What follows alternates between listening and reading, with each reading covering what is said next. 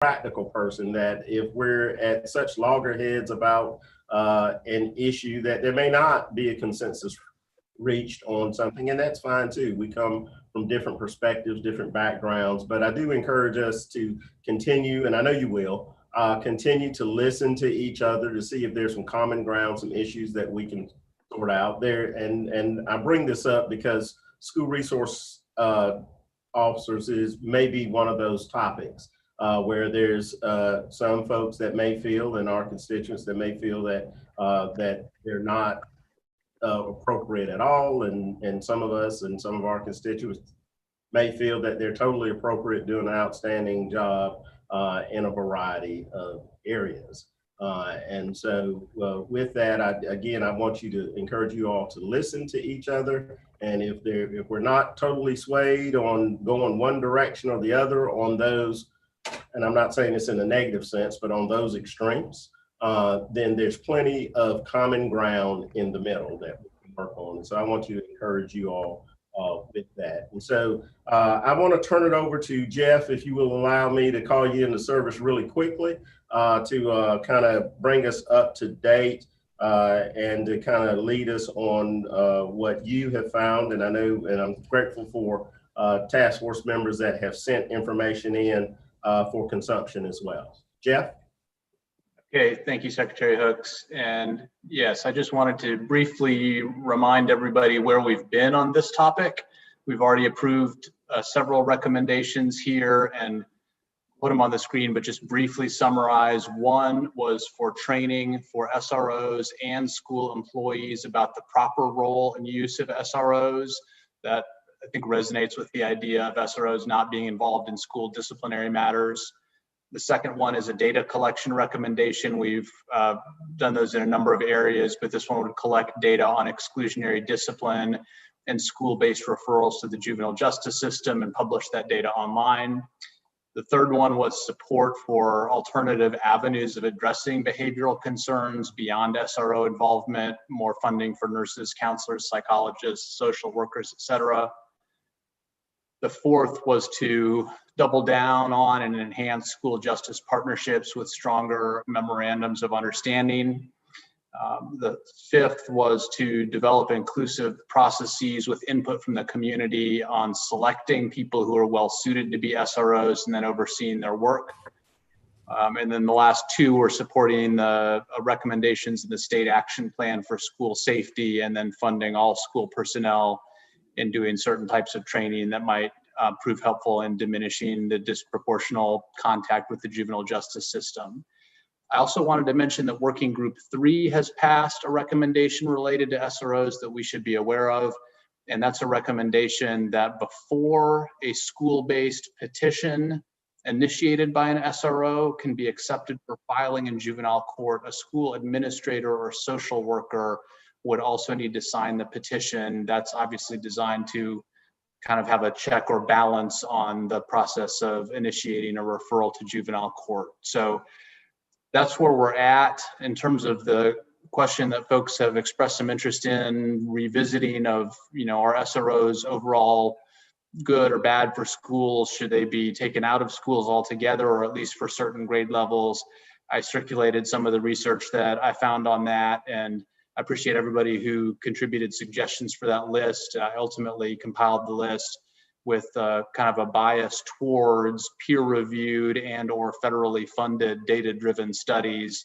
If you've looked at the list, you'll see that the outcomes are pretty well all over the place. So I didn't leave the process of gathering that research feeling like, oh, hey, I've found the answer about whether SROs drive disproportionate contact. If anything, I sort of left thinking there's a lot of diversity in the results, maybe because of the diversity in training and practices that SROs undertake, but other people may read that research differently. So that's kind of a summary of what I've got. And with that, I'll turn it back to you, Secretary Hooks.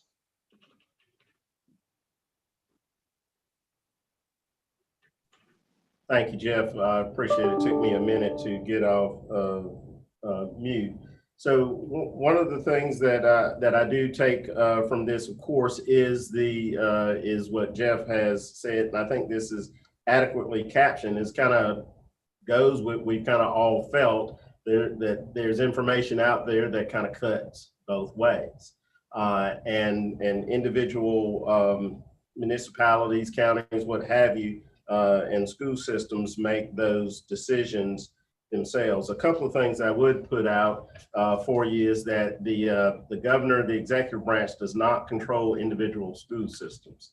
That's about when they're opening, when they're closing. All those decisions are either made in the legislative process, and then some of the runnings of those they're done by districts, the various districts around the state.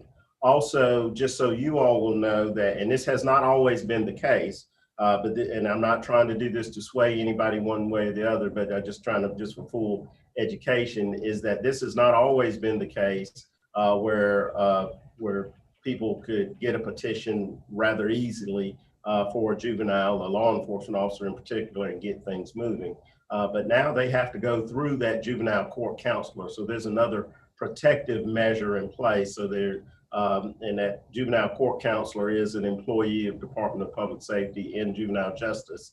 And again, Billy Lassiter, who you heard from, in some sense is a gatekeeper, but that gatekeeper is to try to keep people out of our system and not disadvantage our kids. So I'm happy to see that another work group has taken up an initiative so that you don't have individual teachers or maybe some assistant principal trying to shuttle a kid off into the criminal justice system. So there's a couple of newer barriers that may be newer than some of the data that's out there that may be informing us at this point. And so with that, I will yield and open up to any one of the work group members for your impressions of the reading or any thing that you'd like to bring forward, and so that we make sure that we hit everybody. If on this first go round, if we could kind of limit it to 2 or 3 minutes and then let other members get in.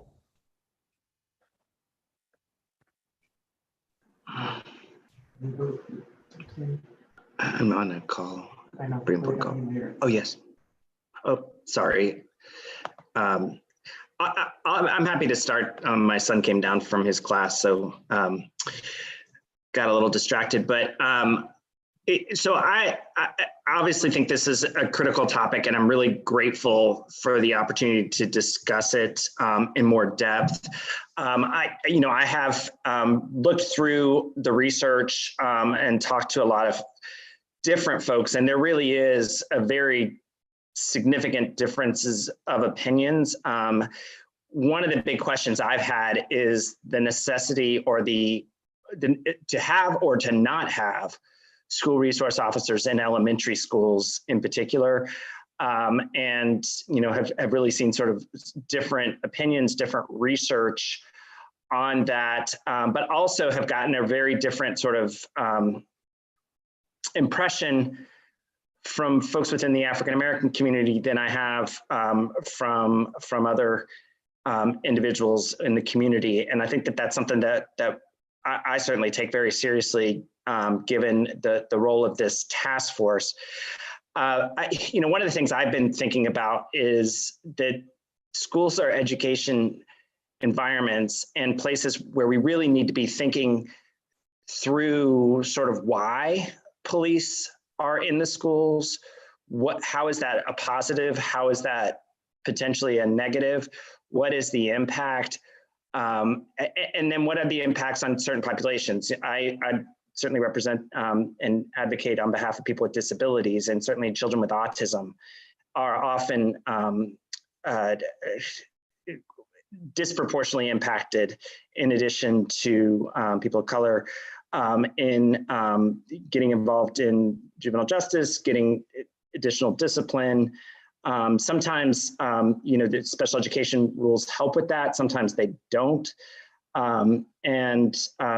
So one of the things I would be very interested in, which is a bit of a punt, but is a deeper long-term conversation, if this task force is going to continue with communities in a very intentional way, so we can hear from children, so we can hear from youth, so we can hear from parent-teacher associations, from law enforcement in schools as to, first of all, what is the need that we're trying to meet?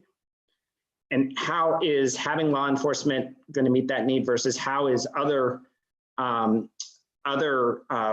use of resources and personnel, particularly behavioral health services, possibly able to meet that need? And then also using the school justice partnerships as a vehicle for some of those conversations. And I would want those to be sort of happen before, you know, this task force completely ends, if we're on for a couple more years. But I would really want some more intentional conversations to really think those things through. But particularly, I'm interested in, do we need them in elementary schools, and why or why not? Should law enforcement be wearing uniforms? Why or why not? Should we be arresting children at all in elementary schools? And if so, should we limit it to very extreme circumstances?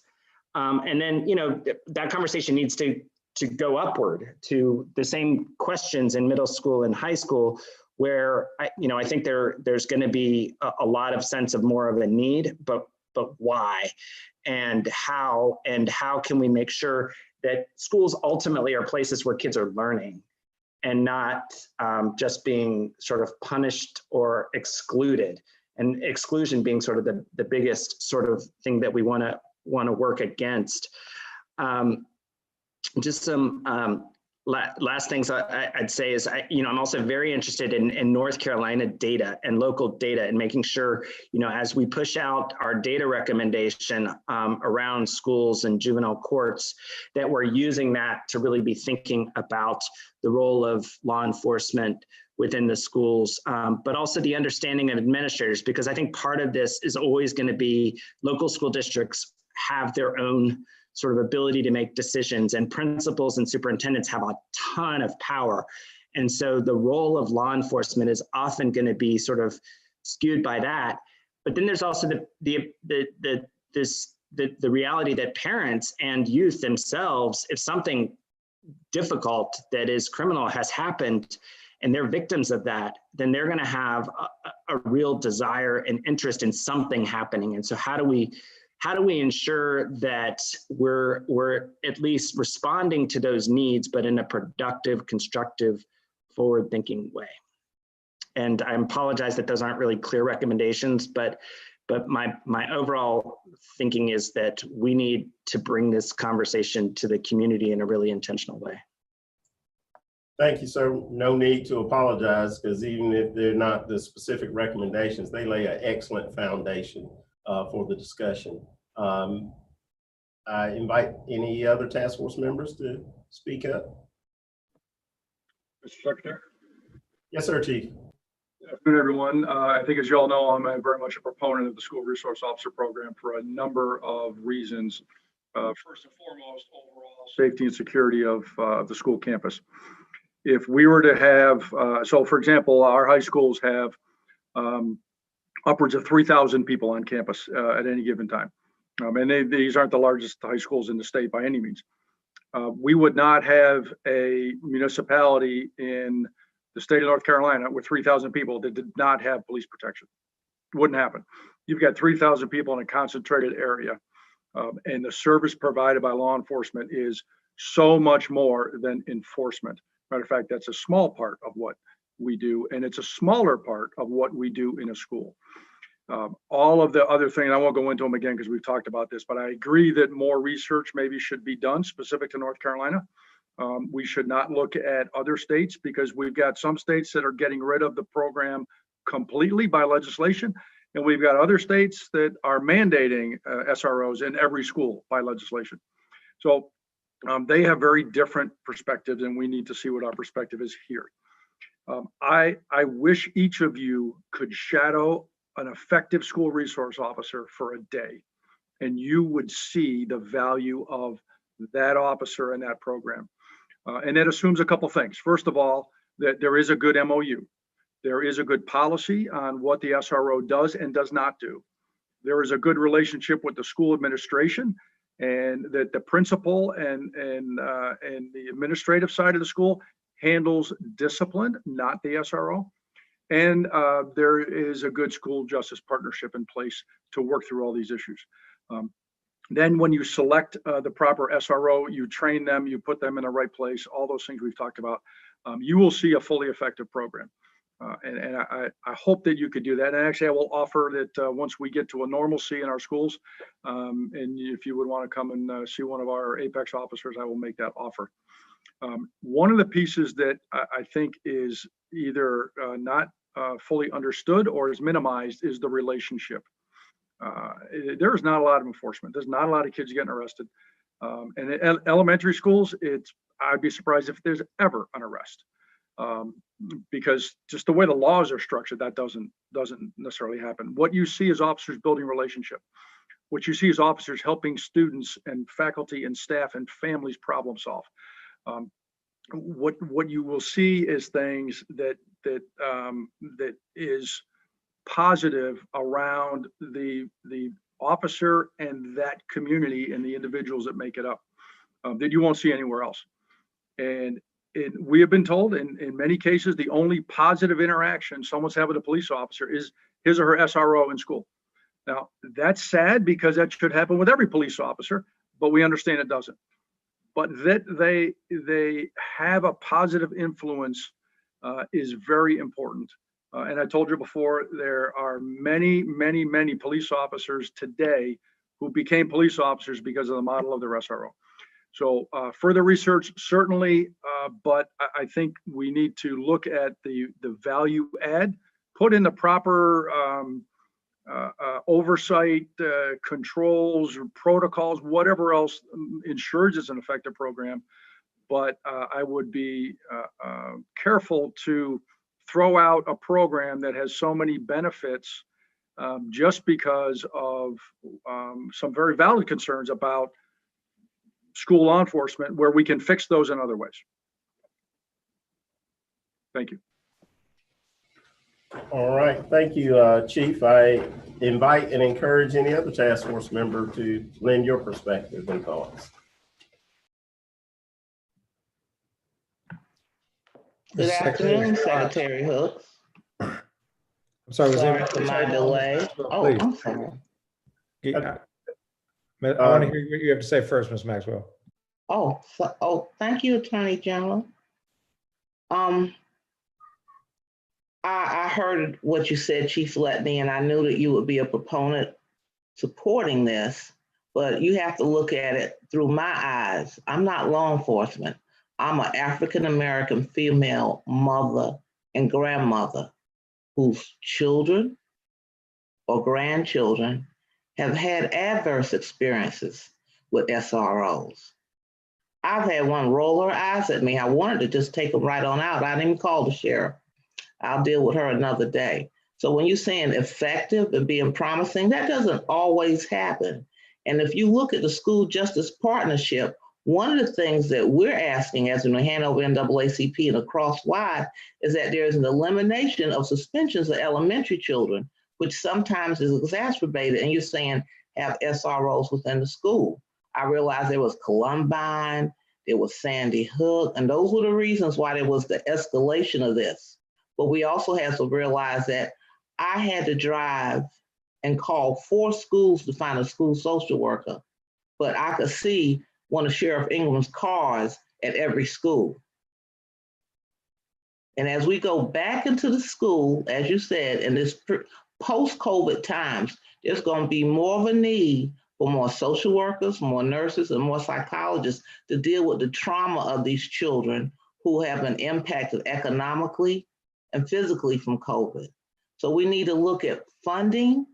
We need to look at why is there a need in each school. We know why, because of what happened earlier. And the data reflects that. And I'm not saying there isn't. I lived in Detroit 40 years ago and police officers were at the door of the school because of the crime. But this is North Carolina and it doesn't happen here like that. Have we ever had any mass incident occur in this state? I believe the answer is no, or if so, I don't know about it. So I think we need to go back and look, because what I wanted was to escalate and ending within elementary schools. And then look further at other schools. But when you see someone, he's just sitting at the front door. Because I was within driving distance of 5 elementary schools. That's how country people are. And that, you know, or walking around, it really needs to look at that. And we're talking about doing community policing. And when you do community policing, that officer would then be in the community engaging that child. And then they would know someone within their community and not just within the spheres and confines of their school. Thank y'all. Thank you, ma'am. I appreciate your insight. Attorney General? One reason we may not have had a terrible mass killing like we've seen in some other states is, I think, attributable to SROs who have been there. Like last year, there was an officer in Greensboro, Officer Evans, who is an SRO and was at a high school and was able to respond within 30 seconds of a student showing up with a gun, and then chased him down and secured the weapon, and thank God no one was hurt. And so when you have these two competing issues about, I'm sort of where Chief Letney is on this one, where you want to have them there to promote safety and be good role models, but you don't want them there to create a school to prison pipeline. We have a lot of proposals to try to mitigate against that pipeline. I mean, a lot of proposals. The need for school personnel to co-sign before any referral to the juvenile justice system. We actually have a proposal from another work group that moves the juvenile justice threshold from age 6 to age 12, which would take out all of elementary school from any kind of juvenile justice referral. And so I think we can mitigate a lot of the negative parts of it and just encourage us to keep a close look on the data going forward, and making sure that we are reducing the number of criminal referrals that come out of our schools. But I sure would hate to lose the SROs in our schools, and they provide public safety in elementary school too. I don't see a real rational line between elementary school and middle school or high school. So just the views of one task force member.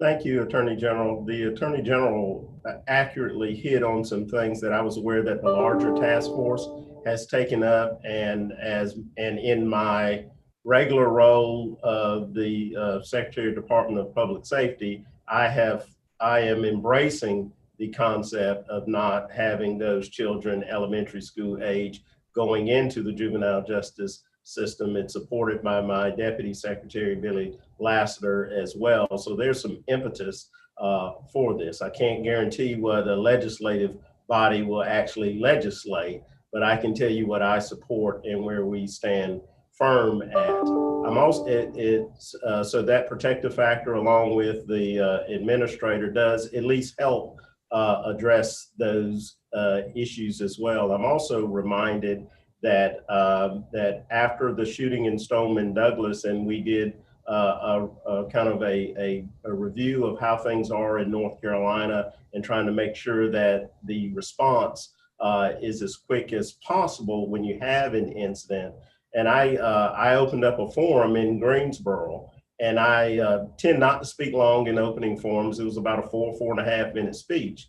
And I said in that speech that that on average, that a school shooting begins and ends before I would give that opening speech. So having people readily accessible to respond is a factor that kind of goes into the thought process for at least having people, because schools are a microcosm of communities, and so that it doesn't undermine the concerns that have been put out there about negative interactions that minority students have had or perception of officers that may be reflective of some of the same perceptions that are in the community, and it may be a reflection of poor community policing and poor community school resource officers as well. And so I'm just want to put that out there and offer it up to any other member. And again, speak where you feel from your perspective. Don't feel like because the Attorney General has rendered his considered opinion, or certainly that I've rendered mine on some of this stuff, that you don't have an equal voice in this process. So I invite you to speak.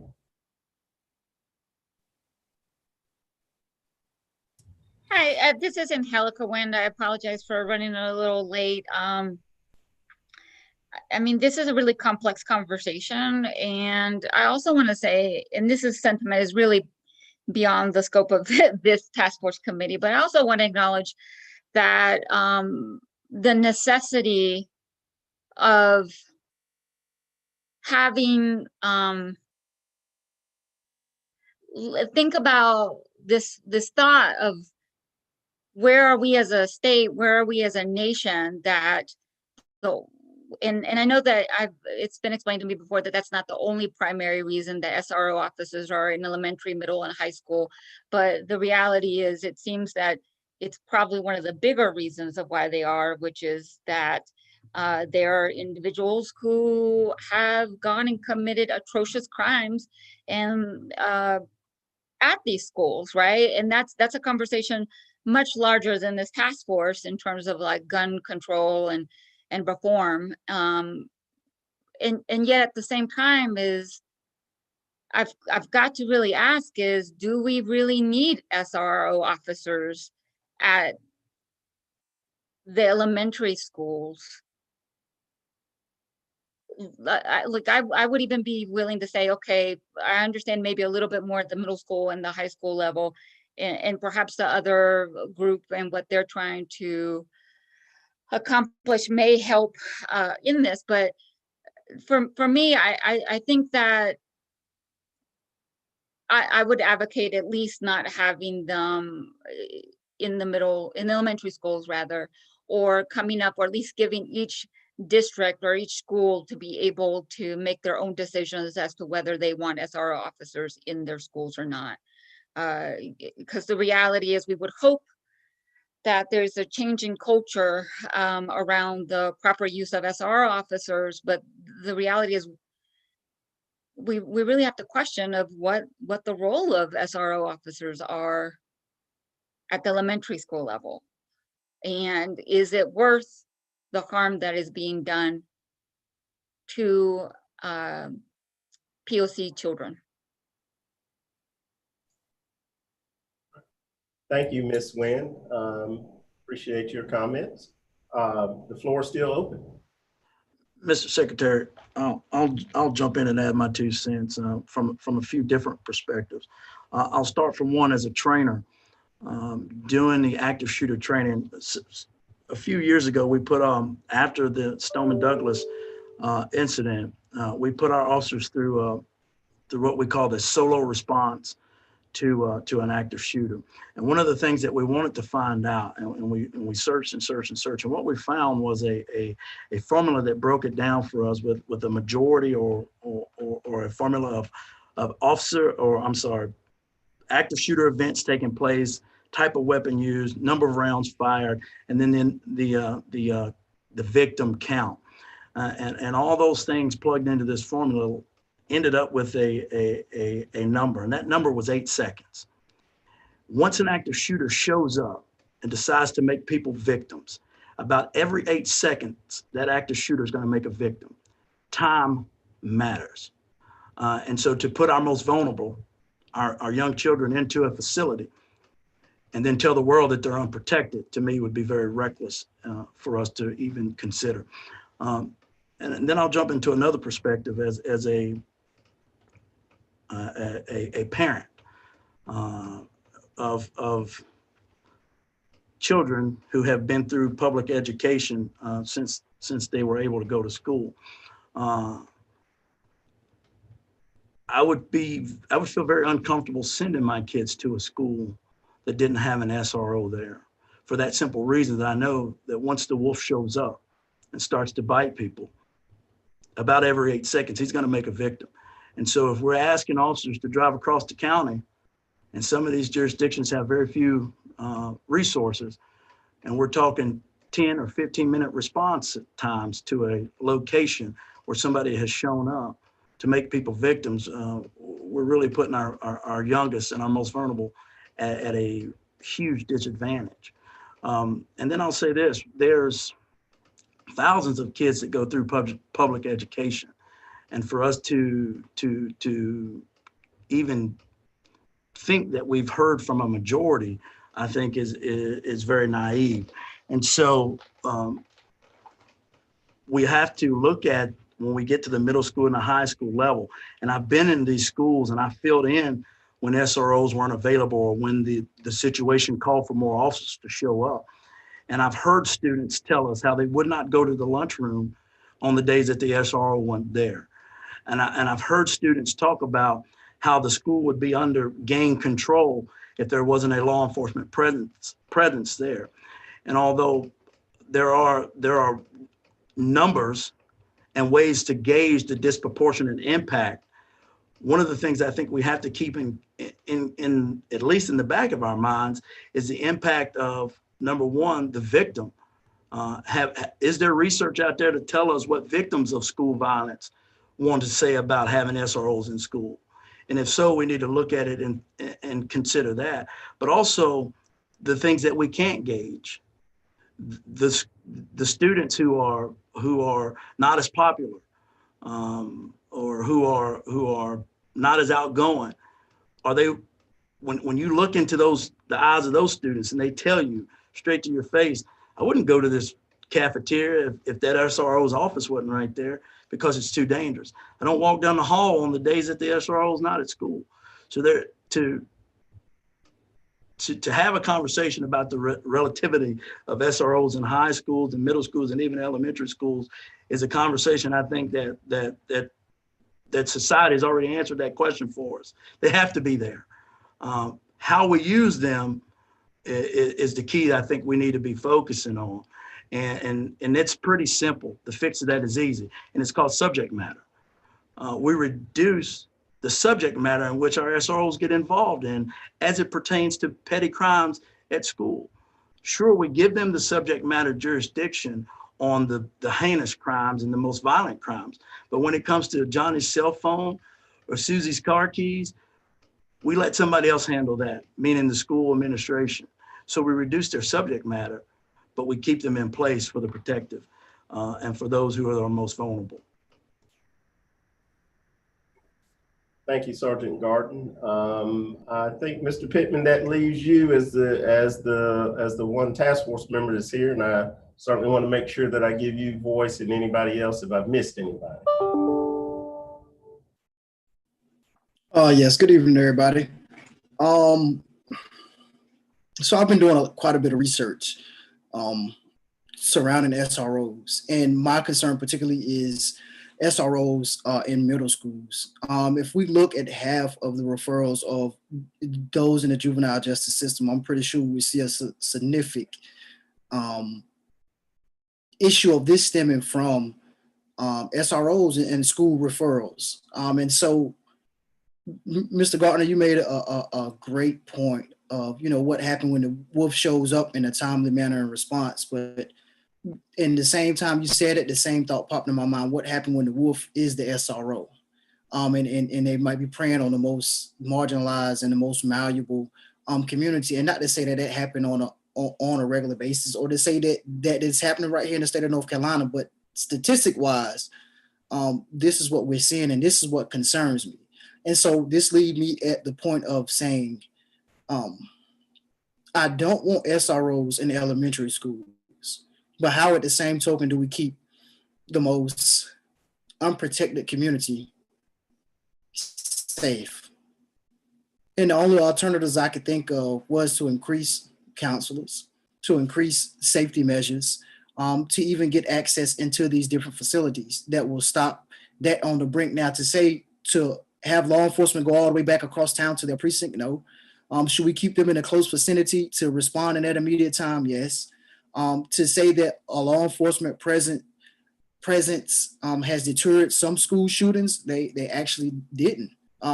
Some school shootings that happened, it was actually SROs within the schools, and the shooting still happened. Now, the response time may have been significantly captured, but at what point do we say we're going to leave this community that's especially the most marginalized to continue to be preyed upon by some SROs? And so this is what I wrestle with. So if we remove SROs, what do we put in place? And the only thing that comes to mind for elementary schools, and particularly because I really don't see, to be honest with you, a need of them being in elementary school. The protective measure and aspect can still be provided without their actual presence being in that facility, just being close by that facility, and better security measures to get in that facility, as well as maybe different ramifications that will ramp up security measures around that facility. So this is the point that I'm wrestling at with. And speaking from individuals in the most marginalized community, and having a direct line and access to these individuals and hearing some of these individuals' experience, particularly elementary kids, middle school and high schools with SROs, I honestly can't say that I've really heard too many good experience. And I've asked, since this topic came up, I've really been asking different people in the public, particularly like how was your experience with the SRO in your school? And in my area, to be honest with you, it haven't been too many good reviews. And looking at the numbers and the statistic, that even more troubled me, especially looking at the statistics with the referrals to the school to prison pipeline, particularly for the juvenile system. And I just want to make sure and ensure that the wolf is not in the school with these individuals who we think may be a savior, but maybe actually preying on these individuals. And so this is where I'm at with it. Thank you, Mr. Pittman. I see that again, and great discussion. We've had a range of very thoughtful, not just opinions, but insight and real world experience that kind of bring us to where we're at today. As I was reflecting on different things that were being said, I also recognize that for many students of color, that they have been disadvantaged in science, technology, and math. And so there should be greater investments in that. But because we need greater investments so that they can move into those fields, do we then take it away from English and social studies and those and the like? I do want to, at least put out the question. And I'm, despite the fact I'm a direct appointee for the governor, I'm not a political person, but I know all of these kind of things come from tax bases out there. Why does there have to be this binary choice of counselors and nurses versus school resource officers when perhaps certainly that they may both be needed, and there may be other areas of investment that people that are politically in place and funders have that ability to do so, but they choose to do something else. And I'm not going to talk about taxes and all of that again. I'll keep it away from a political discussion. But why isn't there an investment in both if there is a need for both and there's not a clear consensus about one has to go at the expense of the others? Because I would be equally opposed to anybody saying that, well, we don't have counselors and nurses and psychologists in our schools, so we need to up our officers as well. And so why not both? And maybe I'm asking a question that none of us can answer, but I do want to at least put that out there and give everybody an opportunity to not only just talk about that or to give a perspective that may have come from the discussion. Mr. Secretary. Yes, ma'am. Social workers were introduced into the school system in North Carolina through grants. A lot of good people wouldn't apply because grants mean you're time limited.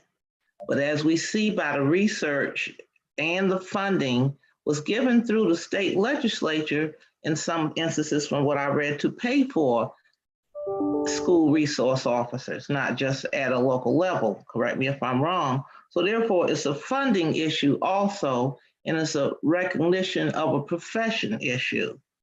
Another thing, while we're talking about school resource officers, we're talking, correct me if I'm wrong, I'm a newbie, we're talking about public schools. Charter schools, which are growing in proliferation across the state, are not required to have resource officers. Please inform me if that's incorrect. Thank you, sir. Thank you, ma'am. Anyone else? And particularly if you can answer Ms. Maxwell's question concerning charter schools and any other perspectives that you may have on the discussions thus far. I think that's a choice of the charter schools. Some have them, some don't. We have some private schools that are interested in a liaison with the department and provide that service. However, it's always a choice of the school. So it's not a choice of the law enforcement agency. Even the public schools through their either administration, board of education, whatever it is, choose to have an SRO program.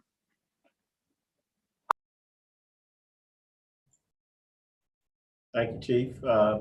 Again, I'd like to have a quick round with everyone else because I do believe that discussion can spur some synergy and some new thoughts.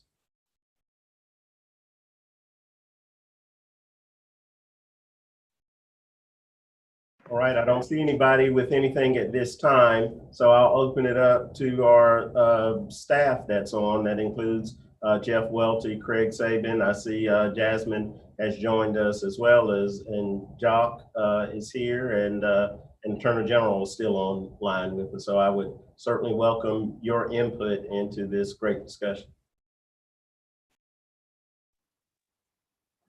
My only thought, Secretary Hooks, is that it seems like there's obviously a lot of good points on both sides and a lot of interest in additional information and data to determine exactly how well-founded the considerations are, which I think maybe Mr. Wells sort of suggested early on that this might be an issue to flag for continued study and examination as this body continues in whatever form it will be. And we could certainly adjust, for example, the data collection recommendation that the working group has already passed to include some language about using that data to revisit the conversation about the costs and benefits of SROs at each level, elementary, middle, and high. But that's just a thought that occurred to me as I listened to the conversation. Thank you, sir. Would anybody else like to weigh in? Again, we welcome your input. I know we have a shortened meeting, but we have some task force members that are out, and our staff in a number of agencies have been working really hard on that, and they're also members of the community, and I value their input.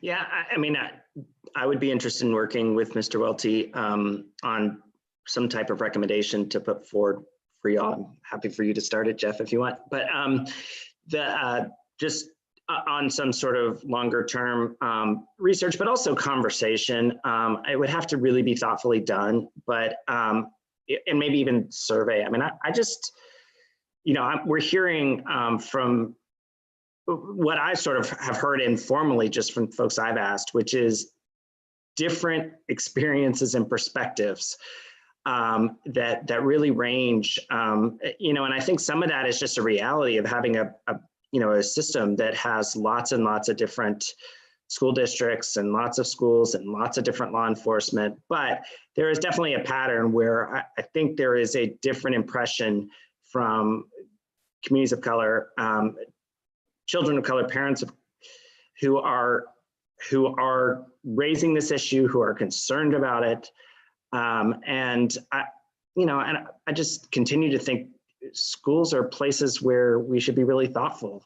And I think that, I'm scared, very concerned about any sort of recommendation that leads to a situation like Sergeant Garton has raised. At the same time, I think we if we are going to make the choice to have law enforcement with young kids on a regular basis, which, and Chief Letney has talked a lot about very positive interactions, but we just have to be really thoughtful about it. And we have to think about how it's happening, frankly, with law enforcement that aren't the ones that are on these calls. Because I would feel pretty comfortable with Chief Letney and Sergeant Garton and the people that they or with all the time. And that may be true across the state of North Carolina. I'm fairly new to this state, but it would be different than my experience in another state, that every law enforcement in every school is working in the right sort of lane, and that administrators want them to. Thank you, sir. Point well taken. Does anybody else have anything else for the good of the group? And I just want to make sure that I do, like I said, Secretary, I to acknowledge. Okay. I'm sorry. I'm sorry. Glad to have you with us. I just had a question for the law enforcement on the Zoom. Could you talk a little bit about what distinction there is or is not between being in the school and patrolling a school or patrolling an area, in terms of ability to respond to, potential mass casualty incidents and things like that? I heard the sort of 4 minutes, how quickly, something can happen thing, but what is that if something happens at a mall? What is the ability to respond to that as opposed to the ability to respond to something that you're, actively within the building? So generally, from a deployment perspective, a school resource officer is assigned to that building or facility or campus. That is their total responsibility. An officer that's patrolling the area that a school is in will have other responsibilities. So they may be pulled away from other calls, and likely will be pulled away to handle other calls in the immediate area or other emergencies, where typically a school resource officer will not. They will remain on that campus and be available almost all the time that the school is open. So it's a matter of being there and having the prevention side and knowing an officer is there versus there's an officer that drives through the parking lot every once in a while and is not going to be there on a regular basis. And while that may address part of the the presence issue and so on, there's still the relationship that clearly I think is very important that you don't get unless you're part of that school community. Ms. McGee's question raises something that we had talked about in Georgia with the sort of the head of policy for the Georgia Department of Education, is whether at some point it makes sense to think about law enforcement really sort of protecting the perimeter as opposed to necessarily being inside the school. And I think Chief Letney, you sort of alluded to an issue with that, which was relationships. But that is something that I've heard at least folks think about in terms of if we're really trying to protect, especially elementary schools, from shooters and other things, from something coming from outside the school, usually, is that something we want to consider?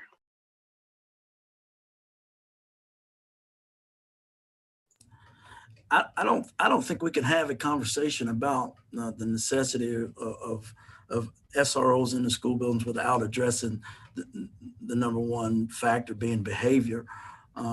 Behavior tends to generally lead you to the negative interaction. And if we take all the SROs out of every school, the behavior is still going to be there. And so I think we have to align, like Ms. Maxwell has said, and require school districts and legislation even to put more emphasis on that behavior and ways to address it with social workers and school counselors. I just don't personally believe that taking the law enforcement officer out of the school is going to fix the issue if we don't do things to address behavior. And behavior being what behavior is, many ways to get there. I think the school system has to do a better job of addressing that behavior without including that law enforcement officer. And the way they do that is by putting those behavioral professionals in place. And I don't think you do that at the cost of your SRO. I think you do that with funding from other sources. And that's just my opinion. If we're looking for votes and straw polls, I wouldn't be in favor of any recommendation to remove SROs from any level of schooling until there's a tremendous amount of research to prove that it's necessary. All right, thank you, sir. Jeff, help refresh my recollection, and Greg and anybody just jump in. We've certainly had a number of recommendations that go forward, and I know, and I believe we even had one of the recommendations for increased school counselors. Is there a way that we can fashion a recommendation that strongly supports the increase of school counselors, nurses, and anything else that Ms. Maxwell says that they need, and make that a strong tie-in for full law enforcement support of that? I'm trying to look at bridging a gap where we can say that law enforcement supports those things, because whether not just our esteemed colleagues that are on this panel, but I do see that same thought process coming from a recent report from the North Carolina Sheriff's Association. The police chiefs have kind of expressed that same sentiment, that they endorse the idea of additional resources for kids, that may kind of make it clear that we want law enforcement to stand with communities to bring resources to our kids that does not disadvantage them, but also may recognize the value that at least, whether it's half, whether it's 2/3, whether it's whatever percentage, sees by having school resource officers. I put on the screen what the group has previously recommended in that regard. I'm not sure if that fully captures what you're talking about, or whether there's a desire to amend or adjust that recommendation somehow. One process point that I'll make is this is our last scheduled meeting of the working group, at least at this stage. And any recommendations that we want to bring forward to the full task force, we need to sort them out in this meeting, because those recommendations would go out in straw poll, as I understand the process tonight. So we've kind of reached the end of our ability to kind of go away, draft, come back, at least at this point. There might be, it sounds like there will be some further process after the initial report is complete, but if there's changes that we want to make to the recommendations we're sending out to the full task force, we kind of need to make those happen in this meeting. I do see that there is an indication about local and state funding in there that may or may not address what Ms. Maxwell talked about. Maybe we need to specify general appropriations funding so that we don't run into what she described. Yeah, if somebody applies for a grant, you may not get great traction because what professional wants to take a job for a couple of years. So maybe sustainable funding, legislative funding, and then perhaps maybe adding in something that kind of gives the ringing endorsement of law enforcement. I don't know if there are other sustainable groups that in law enforcement community to make it clear, at least from my perception, I may be off, that law enforcement supports this as well. Certainly can with the support of public safety in there. So and if we think the readout from the Sheriff's Association has been long enough, we maybe could caption that they have supported.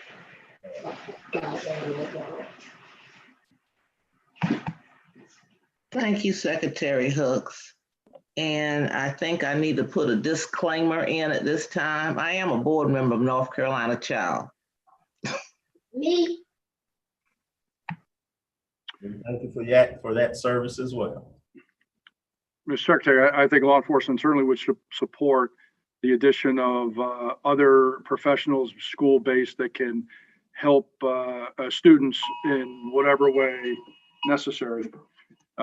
So I think it's an important function of the school, and I think extra funding and resources to do that will help in the overall big picture.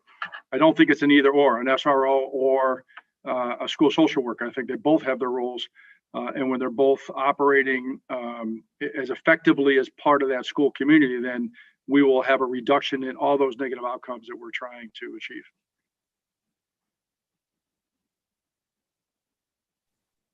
Thank you, Chief. With our limited time left, because we are mindful that we're only going an hour, not 2 hours today, invite anybody else that provides some context or just disagrees with the latter parts of the conversation.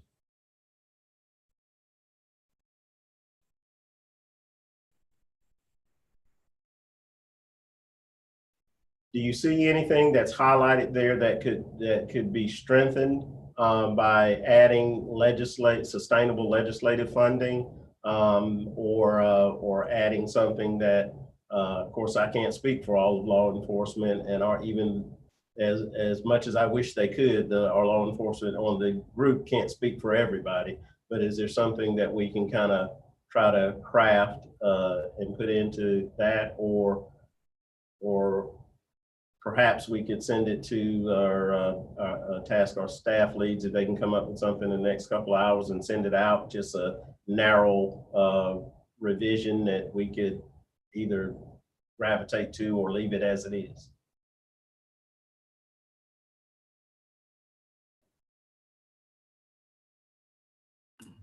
Mr. Secretary, I would add that, if we're going to go, we go big and just ask or make the recommendation that they place either a social worker or a school counselor in each and every school, and at least get it out there that this is what the task force is thinking. Thank you, sir. With that, let me turn it, because we are a little limited on time, let me turn it back over to Jeff. He also has some cleanup items, and if depending on what those are that he needs to touch on for us, then maybe we can wrap up. Okay, yeah, we do have a few cleanup items, and we'll just move through them as best we can. The first one is just an update for the group on the voting that we did on the set of recommendations that was sent out on Tuesday, and appreciate everybody for turning those around quickly. I'll go through them very quickly. The short version is that all the recommendations that were voted on passed. There's one or two where the consensus wasn't as strong, and I don't know whether the group wants or has the time or inclination to dig into those any further. Part of the use of force recommendations, the one about retaliating against subjects for talking back or running away passed 5-1. The one about de-escalation tactics was unanimous. Minimum amount of force reasonably necessary to apprehend a suspect passed unanimously. Prohibiting agencies from using projectiles against the upper body and spine passed unanimously. We then moved into the drug investigation area. We had a data collection recommendation regarding participation in NIBRs and publishing drug enforcement data, which passed unanimously. We had two recommendations regarding de-emphasizing or deprioritizing very small quantities of drugs, under 0.25 grams for felony drug possession and under 1.5 ounces for marijuana possession. Those both passed unanimously. Again, among those voting, not every member was able to complete the survey.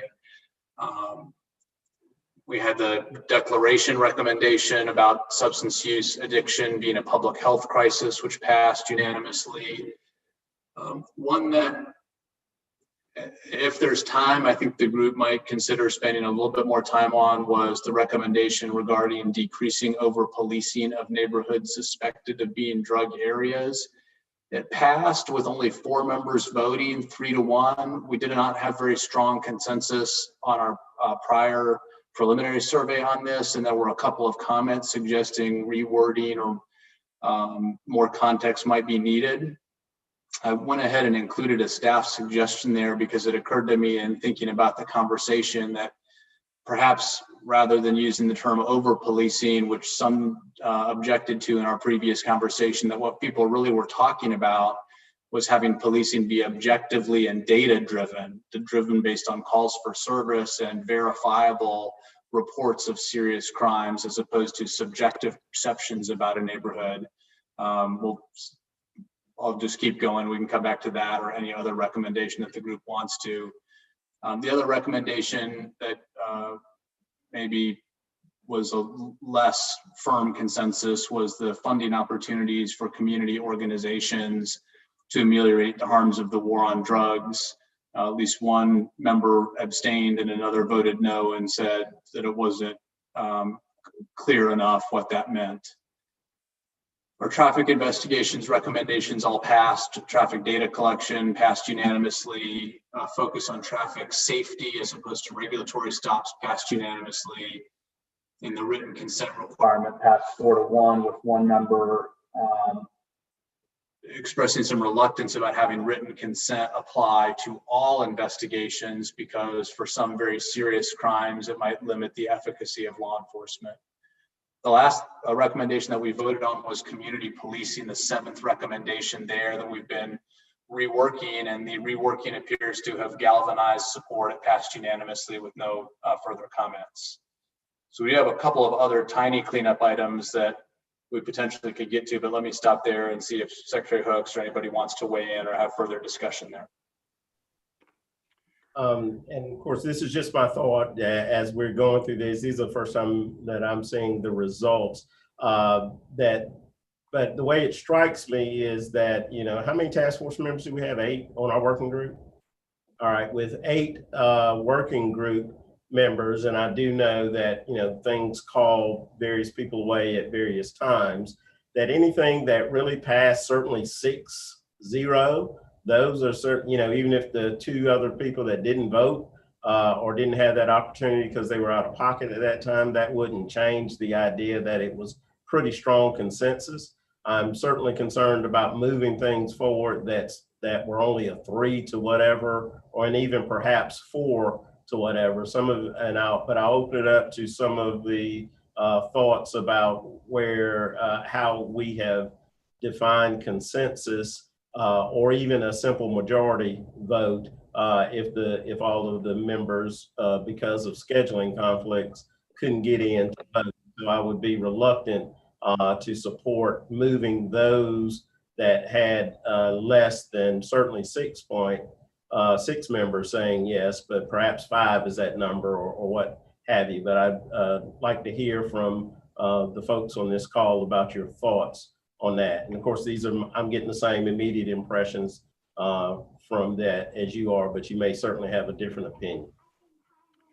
Mr. Secretary? Yes, sir.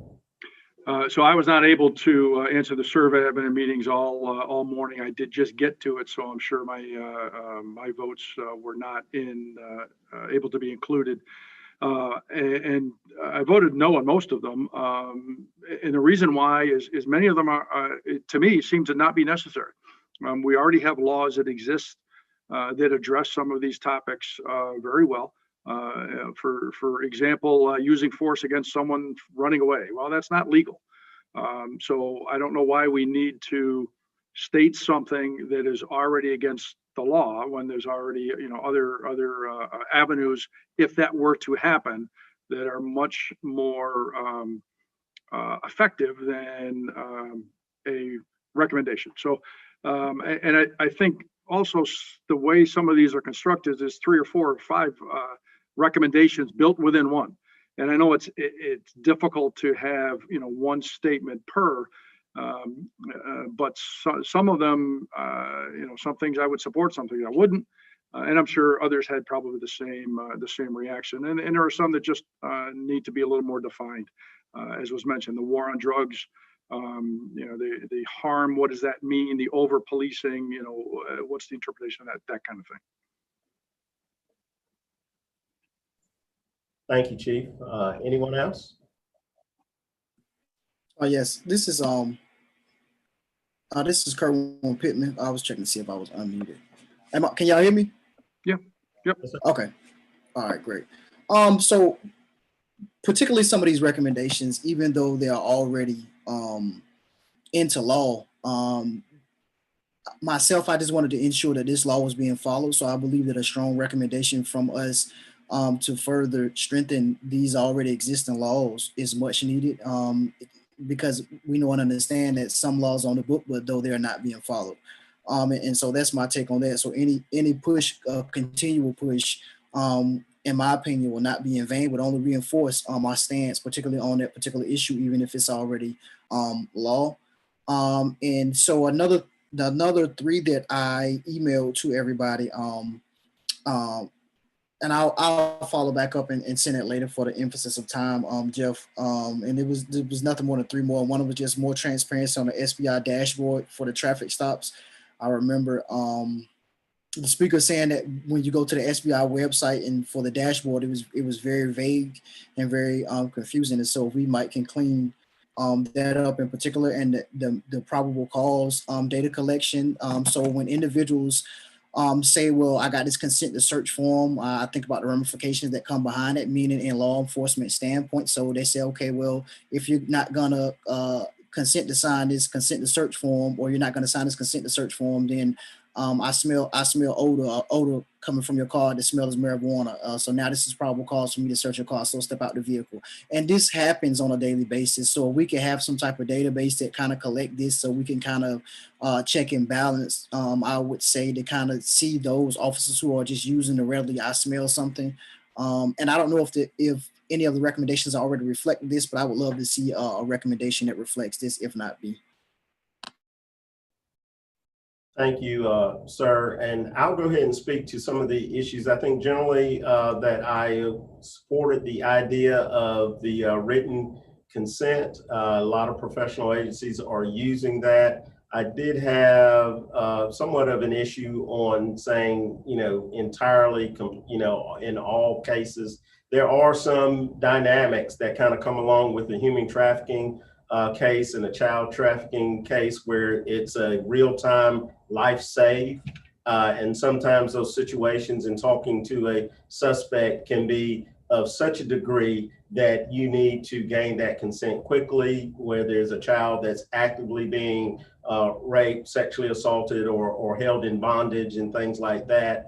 And it's not that we're trying to trick somebody into giving up their lives, but that situation in and of itself may not be conducive to stopping that narrative flow for somebody that you're convincing that what they've done is not so terrible. Just let us get to the child and have that conversation, and to stop and say, but hold up, let me give you this paper, and stop that flow of conversation before getting consent to enter a house to save a child or somebody who's a victim of a potential homicide or a sex trade issue.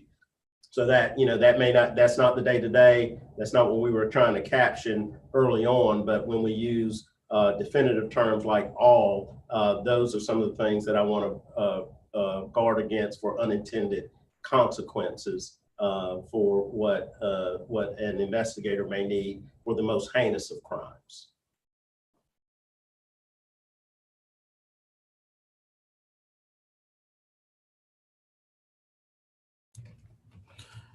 Mr. Secretary, I'll jump in here and I'll just reiterate my point on a couple of things that Mr. Pittman spoke about. I don't think we lose anything as the ones that we have already passed and written, even though they may be some law somewhere already suggesting those things. I don't think we lose anything kind of as a task force saying, oh, and by the way, we want you to understand this as well. Jeff, if you could go back for me to the one about the running and the use of force, because I voted no on that one, but it was because when I read it, it seemed like it put running away and talking back in the same category. And from my understanding, the way I looked at it was that officers may in fact be chasing somebody who is under arrest or something of that nature, and I don't want this to kind of interfere with the ability to use force to take someone in custody. And so when we put or running away, to me, it just says we may need to have explained that fact just a little bit better. Because normally if somebody's just simply running away, you're not going to chase them anyway unless you have a reason to chase them. And then if you're chasing them, the law is going to provide you the ability to use the force to take them into custody. And so I just didn't want this particular wording to kind of get misconstrued throughout either side of the enforcement coin, if that makes sense. So in essence, I do support it. Obviously, I don't want you using force as retaliation, but there are some cases where, or some instances where people would be running away and be under arrest or subject to custody of a law enforcement officer, and force may have to be used. So that's the reason why I voted against it, just to kind of start the conversation about the running away part.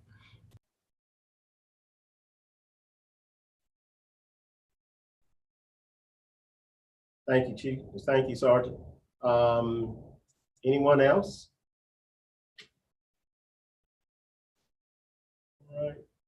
Jeff, I don't know that we provided you the greatest of clarity on some of those, but would there be great opposition to the idea that we could comfortably move forward on 6.0 recommendations, and or maybe, Jeff, maybe you all could just group them and like what passed 6.0, 5.1 and those like that, and maybe send them to the group with a quick response time as to and that may help inform some thoughts about what we pass forward. Again, but maybe you can have some time to think about what our rules are, and we haven't taken roll at beginning or any point of every call to say that we still have a quorum when sometimes folks have had to drop off and we may have only had 4 people voting, and so those certainly trouble me. And then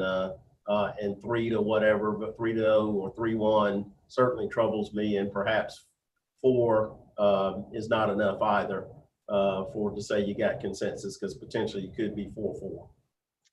If we were to send out again anything that didn't get at least 5 votes, I think we would only be sending out these 2 drug investigation recommendations here. I think everything else got at least 5 votes, and so would have a majority of the 8 members of the working group, regardless of how any other members might vote. And I believe that our marching orders from the co-chairs were that we should try to achieve consensus when we can, but that ultimately a simple majority is sufficient to pass a recommendation. So we'd be happy to resurvey on these 2 items. I guess my only question is there anything that we want to do to the text of these 2 items to help clarify them or make them more likely to gain a little bit greater consensus? I actually like the staff suggestion on the 3-1 drug investigations for me. And then could you show the other one? Because I've struggled with the idea, what is over policing? It may be, is it the actual, proactive work that negatively impacts minority communities? Is it their mere presence? And so if we could kind of clear that up, and then, all right, okay. I don't have any offering concerning that one, but if somebody that's on here had a problem with the language, if you have something that would help achieve us gaining consensus, I'd be glad to hear from you. I particularly didn't have a problem with the language for that one, but I like the rewording of particularly the one that speaks of over policing as well. So the rewording seems a little bit more intricate and more detailed, and that may be what we need to pass consent. Thank you, sir. Does anybody have anything else, and or is everybody saying okay at least? Go ahead.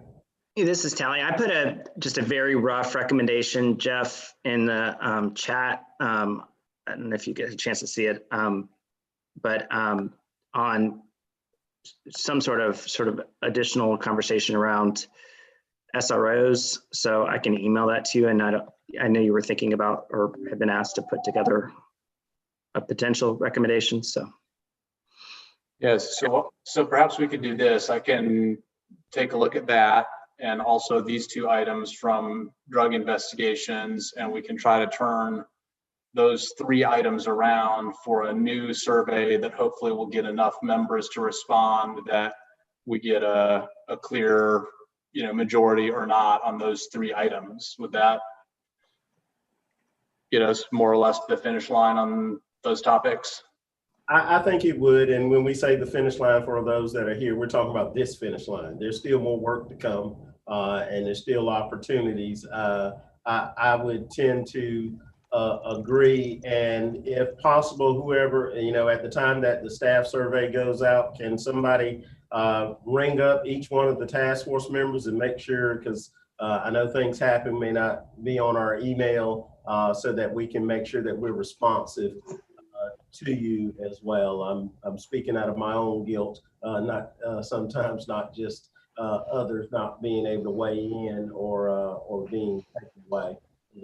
For me, it's always Greg's Saban's second email that somehow I feel guilty about because it's the first one I'm seeing. Thank you, sir. I have some concern about this concept of telling police officers not to go into any particular neighborhood, and they have to justify because of data or whatever why they're doing their job. I think this is a dangerous road to go down. If there's a problem or a perceived problem that we're looking to solve, I think I'd like to see some different language in this recommendation that would get us to that in a way that's meaningful, rather than telling police officers to stay out of neighborhoods. Thank you, Chief. Do you have some immediately top of mind? And I know this is really quick for Jeff to possibly put in there some alternative language. Or, well, I think one person's perception of over policing is another person's perception of we need the police to deal with open air drug markets or whatever else that their concern happens to be. And as I put in my survey when I finally got to it, and again, apologize for being late on that, the neighbor who is too afraid to come out of his or her house because of what's going on in the neighborhood, I'm sure is not feeling over policed. They want police officers there, and they just want police officers to act appropriately, properly, constitutionally, all those things that we all want. And so others will look at that and say it's being over policed, but law enforcement has to be able to be responsive to the community concerns, whatever they may be. And it may be related to drugs, it may be related to traffic, it may be related to crime, who knows what it is. But to suggest that police officers now have to justify why they're doing their job in a particular area is way too far astray. And I think if there's a particular concern in a neighborhood that believes they're being over policed, then there are ways to address that, or there should be ways. And that's more openness, more transparency, more relationship where the chief gets involved, the mayor, the council, the citizen review board, whatever it happens to be. But to use data to say where police officers can't be, rather than where they should be, like where crimes are occurring, is problematic to me. Thank you, Chief. If Jeff, if that resonates with you, maybe we can work on some tweaking of the wording. But again, if we encourage everybody to vote your conscience. So if you support it and the wording, however the wording comes, and you're free to vote yes. If you don't support it, then you're free to vote no. I only ask that we have listened to each other.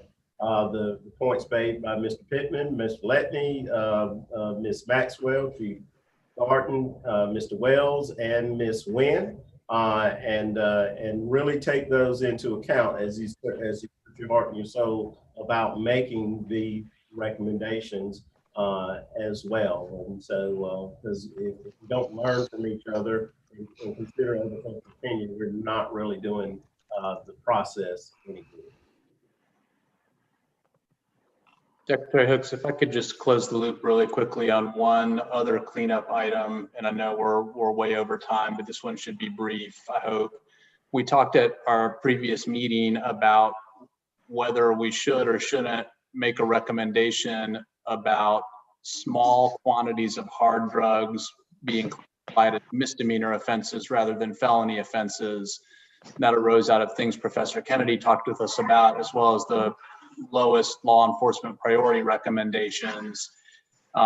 We didn't really deeply dig into that issue of classification of offenses because it isn't a policing issue as much as a substantive criminal law issue. And after conferring with the staff for the whole task force and getting some input from the co-chairs, a suggestion was made that we include that as an amendment to a decriminalization study recommendation that Working Group 3 has already made. I'll put the language on the screen, but essentially would allow us to bookmark that as meriting further investigation without requiring us to take a position on something that we really didn't look at. So I just put that out there as a proposed solution that again came from the task force staff and to some extent, I think with the approval of the co-chairs. So if that works for everybody, I think we can do that pretty readily. All right, I'd like to hear from task force members on that. Keeping in mind is that we are of the opinion that we have not had enough work, and it may not be squarely within our bailiwick to take up this. You know, there's two schools of thought. Is that this may be offered up as an amendment to it, but then it also certainly could be offered as an amendment at the larger task force group, as opposed to putting the onus on our working group to kind of get this in and shotgun it in. Because I look at it from a couple of ways. That the working group stuff is going to continue. There is an opportunity for amendments at the larger group. And so that's where it certainly could be done by the larger group and not just group 2 that has our role is the policing role, not necessarily the classification rule. But at least this is better than us being rushed into taking a position so quickly on something that could be so polarizing as decriminalization of certain offenses. I mean, I'll just say it seems to me that this is sort of covered by this. You know, and Jeff, as you look at the language I sent you, I mean, if this is what Working Group 3 is recommending, this sort of fits within the idea I sent you on the school resource officers, so we may want to sort of use some parallel language. And then since I have the floor, I'll just say, since this may be our last subcommittee meeting, how much I appreciate everybody on this group, and certainly your leadership, Secretary Hooks, and the amazing leadership and the extraordinary amount of work from all of the staff, and particularly Mr. Welty, Mr. Saban, Jasmine. So just wanted to say thanks. Certainly couldn't have said it better, sir. Anyone else that has anything that may be informative for the group or for Jeff? I think this, what's on the screen now is the proper way to go. I put in my notes on the recommendations in the survey that when we tell police officers what to prioritize, what not to prioritize, and some departments do it different ways, we open up the door for the potential of more inconsistent application of the law. And I think that would only make the problem we're trying to solve worse through unintended consequences. I think if the General Assembly wants a law to be a misdemeanor, make it a misdemeanor, and we'll enforce it as a misdemeanor. If they want it to be a felony, make it a felony, and we'll enforce it that way. But to try to go around what the intent of the law is by either enforcing inconsistently or prosecuting inconsistently will have unintended consequences. So I support the further review and looking at the general statutes to see if there's ways to address it and achieve the outcome we're looking for. Thank you, sir. And it's also been my experience that if we have something here that we're agreeable upon that can move it up as an amendment, it's a lot easier than voting time with the larger task force, because sometimes I'm just getting through the surveys and the votes and don't type fast enough to be able to craft and put out an amendment at that time, which is the dynamics of how we need to move along. So I would lean toward the idea that we have something here that we push-up that's already ready-made as opposed to trying to make something on the fly at a voting period.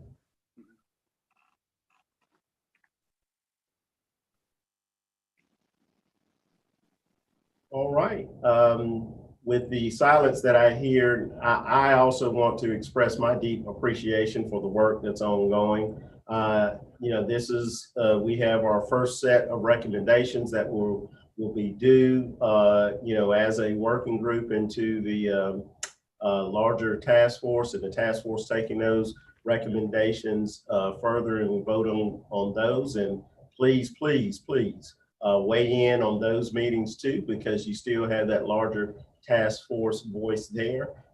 If things line up and we continue on some of these issues that may still be out there, and we have put forward a lot of issues that drive us forward in achieving racial equity. That may be the way that we end up going as well. And so with my deep appreciation for each one of you, I want to thank you for the work that you've been doing, Jeff, and the rest of the staff on equally as well for you. I know this is time intensive and everybody's taking on an extra job to get these done. But if anything that we can do to achieve a greater racial equity as envisioned by the governor and embraced by so many of us, no matter what community that you come from, that we are forever grateful for the work that you've done thus far and that you'll continue to do. So Jeff, if you can take those voting things that may not have had enough information on them, and perhaps this proposed amendment, and add that into, so that we can at least say that we have voted on it. My feeling is that will pass with consensus, so that we can move that on pretty quickly on the timeline that you all are comfortable with. Then I think with that, I'm going to call this working group meeting to a close, pending anything additional from our Attorney General and Task Force Co-Chair, Mr. Stein. Nope, I just echo everything you just said. Y'all have worked your tails off, and the state's gonna be better for it. Thank you for everybody's great work. All right, thank you all. Look forward to seeing y'all on the larger task force meeting. See y'all tomorrow morning.